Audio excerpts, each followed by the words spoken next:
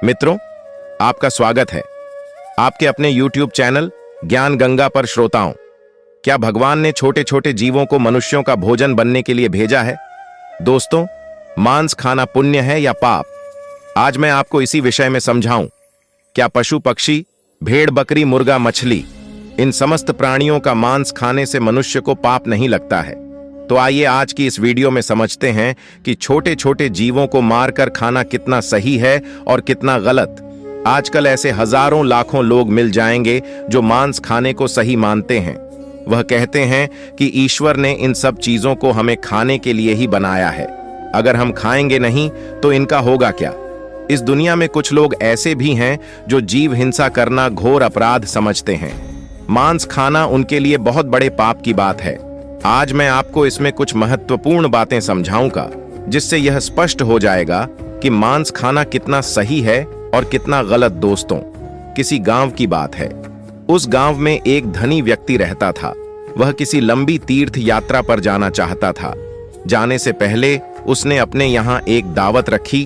उसमें गांव के लोगों को आमंत्रित किया। सब लोग उसके यहाँ दावत खाने के लिए आए। उसका यह मानना था कि ईश्वर ने भेड़ बकरी, मुर्गा, मछलियां, इन जीवों को इंसानों को खाने के लिए बनाया है। इसलिए उसने अपने यहाँ दावत में भेड़ और मछलियों का मांस पकवा या उसके यहाँ आए हुए सभी मेहमानों को मेढ़ और मछलियों का मांस परोसा गया। ने वालों ने खाया और जो मांस खाना पाप समझते थे उन्होंने नहीं खाया। भोजन कार्यक्रम समाप्त होने के बाद उस धनी आदमी ने सभी मेहमानों को विदाई से पूर्व एक जगह बैठाकर कुछ भाषण देना शुरू किया। कई तरह की बातों पर उसने लोगों को समझाया। उन बातों में एक बात यह भी थी कि परमात्मा कितना कृपालु है। उसने अन्य भोजन के साथ साथ मनुष्यों को खाने के लिए स्वादिष्ट मछलियां और कई तरह के पशु पक्षियों को जन्म दिया है। उसकी इस बात का अधिकतर लोगों ने समर्थन किया। उसी सभा में एक 12 साल का लड़का बैठा हुआ था। उसने उस धनिक की बात को काटकर उससे कहा, श्रीमान जी, आप गलत कह रहे हैं लड़के को। उस धनिक की बात को काटते हुए देखा तो वहां उपस्थित सब लोग आश्चर्यचकित रह गए। धनिक बोला, बेटे, तुम क्या कहना चाहते हो? तब उत्तर में लड़का कहता है, श्रीमान जी, माना कि यह समस्त जीव परमात्मा ने बनाए हैं, परंतु आपको मारकर खाने के लिए नहीं। मछलियां, मेमने, मेढ़, बकरा, मुर्गा इत्यादि पृथ्वी पर रहने वाले समस्त जीव जंतु मनुष्यों की तरह ही पैदा होते हैं और मनुष्यों की तरह ही उनकी मृत्यु होती है। मनुष्यों की तरह ही उन्हें पीड़ा होती है। कोई भी प्राणी किसी अन्य प्राणी से श्रेष्ठ और विशेष नहीं है। वह अलग बात है कि आपकी बुद्धि विकसित है और पशुओं की बुद्धि इतनी विकसित नहीं होती। लेकिन आपकी विकसित बुद्धि का यह मानना गलत है कि अधिक शक्तिशाली और बुद्धिमान प्राणी अपने से कम शक्तिशाली और कम बुद्धि वाले जीवों को खा सकते हैं। यह कहना गलत है कि ईश्वर ने यह मूर्ख प्राणी हमारे भोजन के लिए बनाए हैं। हम अपने स्वाद के लिए, अपनी जीविका के लिए, अपने शरीर के पोषण के लिए किसी को भी जब चाहे मारकर खा सकते हैं। बात सिर्फ यह है कि हम इतने ताकतवर और चतुर हैं कि जब चाहे उन्हें पकड़कर मार सकते हैं। अपनों से कमजोर पर तो दुनिया रोब दिखा लेती है। इसका मतलब यह नहीं कि वे आपसे कमजोर हैं। आपकी पकड़ में आ जाते हैं तो भगवान ने उन्हें आपके खाने के लिए बना दिया है।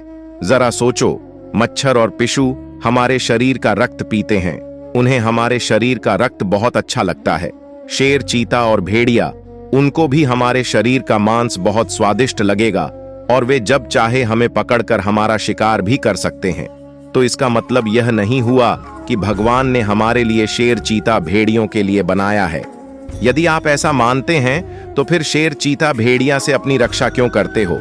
आपका भोजन भगवान ने मेमना, मेढ़ा, बकरा, मुर्गा, मछलियों को बनाया है, तो शेर, चीता, भेड़ियों का भोजन आपको जरूर बनाया होगा। दोस्तों, यह उन मनुष्यों की अज्ञानता का नतीजा है जो दया से रहित हो चुके हैं, जो अपने से कमजोर, दुर्बल और मूर्ख प्राणियों को पकड़ लेते हैं और फिर उन्हें अपना भोजन मानते हैं। अगर आपसे शक्तिशाली प्राणी आपको पकड़कर अपना भोजन माने तो आप बचने के लिए क्यों छटपटाते हो? उसे अपना शरीर क्यों नहीं खा लेने देते? शायद है भगवान ने ही आपको उसका भोजन बनाया हो। उस छोटे से लड़के का जवाब सुनकर धनिक का मुंह बंद हो गया।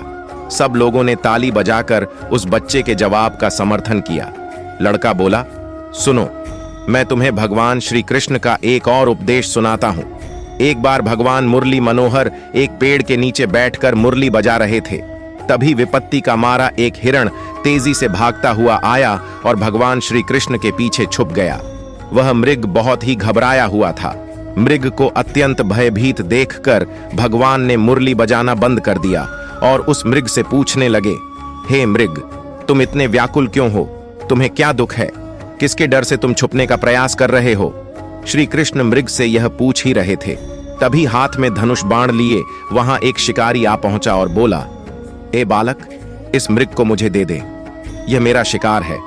मैंने इसे आखेट बनाने के लिए काफी दूर से इसका पीछा किया है, इसलिए इस पर मेरा अधिकार है। शिकारी की बात का जवाब देते हुए भगवान श्री कृष्ण बोले, किसी भी जीव पर किसी का अधिकार नहीं होता। हर जीवित प्राणी पर केवल उसका ही अधिकार होता है। शिकारी कहता है, नहीं नहीं, यह मेरा शिकार है और मैं इसे मारकर इसके मांस को पकाकर खाऊंगा। तब श्री कृष्ण कहते हैं, अब यह निर्दय प्राणी किसी को मारने का अधिकार तुम्हें किसने दे दिया? यह अधिकार तो उसको भी प्राप्त नहीं होता जिसने उसे जन्म दिया है। किसी भी जीव को मारना पापों की श्रेणी में आता है। क्या तुम धर्म को नहीं मानते? तब शिकारी कहता है, मनमोहक बालक, मैं तेरे जितना ज्ञानी तो नहीं हूं, पर इतना जानता हूं कि मांस का भोजन करना पाप नहीं है। जीवों को मारकर मैं उन्हें त्रय योनि से आजाद करता हूं।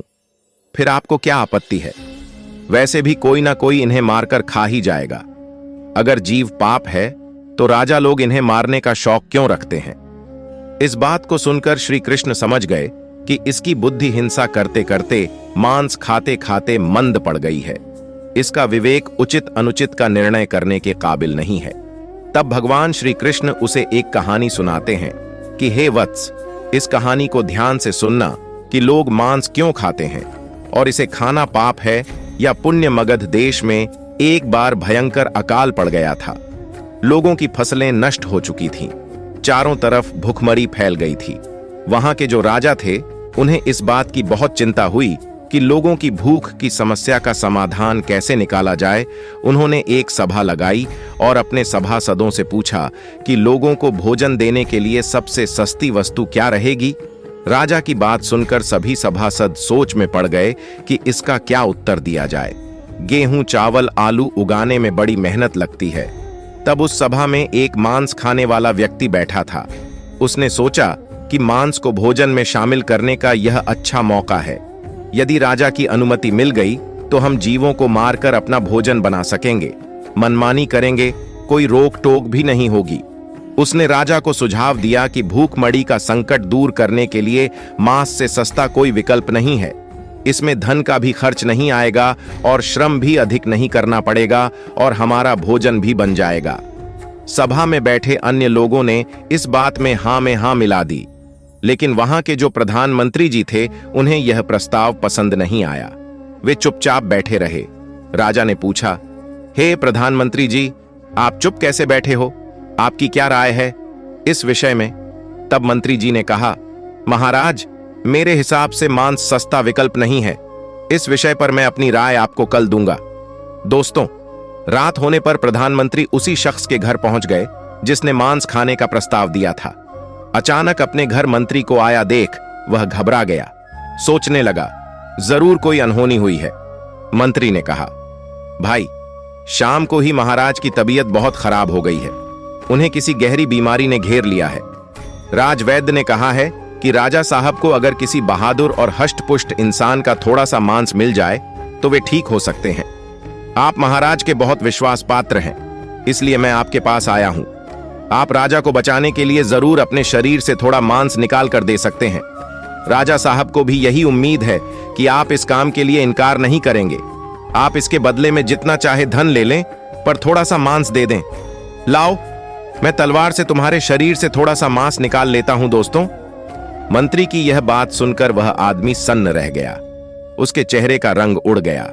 वह भागता हुआ गया और अपने घर में से 1,00,000 सुवर्ण मुद्राएं लाकर मंत्री जी को दे दी और बोला, माफ करना, मैं अपने शरीर का मांस नहीं दे सकता।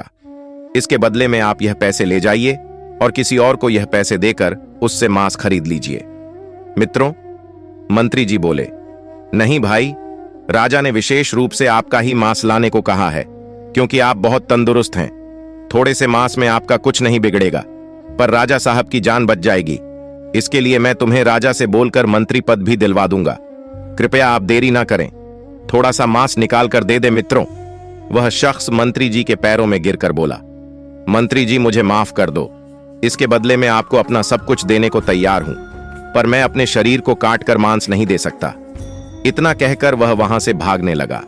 मंत्री जी बोले, आप भाग जाओगे, पर आपका परिवार तो यही रह जाएगा।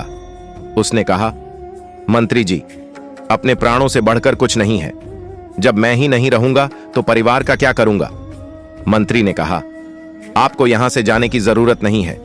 तुम्हें मांस नहीं देना है तो मत दो, मैं किसी और के पास चला जाता हूं। इतना कहकर मंत्री जी उससे 1 लाख स्वर्ण मुद्रा लेकर चले गए। अब उसके जान में जान आई दोस्तों। इस प्रकार प्रधानमंत्री एक एक करके सभी मंत्रियों के घर गए, सबसे थोड़े से मांस का आग्रह किया, पर सबने अपनी अपनी तिजोरियां से, किसी ने 1 लाख, किसी ने 2 लाख, किसी ने लाख तो दे दिए, पर अपने शरीर का मांस नहीं दिया। मंत्री जी उन पैसों को लेकर अपने घर घर चले आए। वह रकम करोड़ों में इकट्ठी हो चुकी थी। अगले दिन सारे मंत्री सुबह सुबह ही राजा के पास पहुंच गए कि देखें राजा साहब स्वस्थ हैं या नहीं।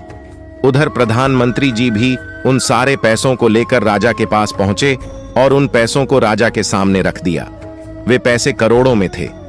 राजा ने पूछा, मंत्री जी, इतने पैसे किस लिए लाए हो? तब मंत्री जी ने पूरी कहानी सुनाई कि महाराज, मैंने झूठ मूठ का एक नाटक किया था। मैंने उन समस्त मंत्रियों से यह कहा कि राजा साहब की तबीयत बहुत खराब है, यदि उन्हें थोड़ा सा मनुष्य का मांस मिल जाए तो वे ठीक हो सकते हैं। महाराज, मंत्रियों ने मुझे इतने पैसे तो दे दिए, पर आपके उपचार के लिए अपने शरीर से थोड़ा सा मांस नहीं दिया। कल लोग सभा में मांस का भोजन बहुत सस्ता बता रहे थे। अब आप ही सोचिए कि जीवित प्राणी का मांस कितना सस्ता है और कितना महंगा, कि थोड़े से मांस के लिए करोड़ों रुपए देकर उन्होंने मांस देने से इनकार कर दिया। मित्रों, मंत्री जी की बात राजा को अच्छी तरह समझ में आ चुकी थी। इधर भगवान श्री कृष्ण ने उस शिकारी को समझाया कि देखो, अपना शरीर सबको प्रिय होता है, चाहे वह मनुष्य हो या कोई पशु। सबके मांस की उतनी ही कीमत होती है जितना सबके प्राण उतने ही मूल्यवान होते हैं जितने कि आपके। इसलिए किसी के शरीर को कष्ट नहीं पहुंचाना चाहिए। मनुष्य के जब अपने प्राणों पर आ बनती है तब तो उसे अपना शरीर बहुत प्रिय लगता है। दूसरे जीवों को मारने में वह एक पल भी नहीं लगाता, क्योंकि वह दर्दनाक पीड़ा उसको होती है। आपको नहीं। जिस दिन आपको होगी उस दिन मांस की कीमत आपको समझ आ जाएगी। दोस्तों, मैं उम्मीद करता हूं कि भगवान लोगों की मानसिकता को बदले, उन्हें इस बात का एहसास कराए कि जीव हिंसा मनुष्य के समान ही अपराध है। छोटे से लेकर बड़े जीवों को जीने का परमात्मा ने पूरा अधिकार दिया है। उनका जीवन व्यर्थ नष्ट न करें। अपने से थोड़े से आनंद के लिए, थोड़े से स्वाद के लिए उनका जीवन ना ले। सबको उतना ही कष्ट होता है जितना कि आपको। दोस्तों, मैं उम्मीद करता हूं कि यह कहानी, यह विचार आपको जरूर पसंद आए होंगे। यदि वीडियो पसंद आया हो तो आगे भी शेयर करना। साथ ही हमारे चैनल ज्ञान गंगा को सब्सक्राइब जरूर कर लेना। तो मित्रों, मिलते हैं अगली वीडियो में एक नई चर्चा के साथ। आप सभी का बहुत बहुत धन्यवाद। जय श्री राधे राधे।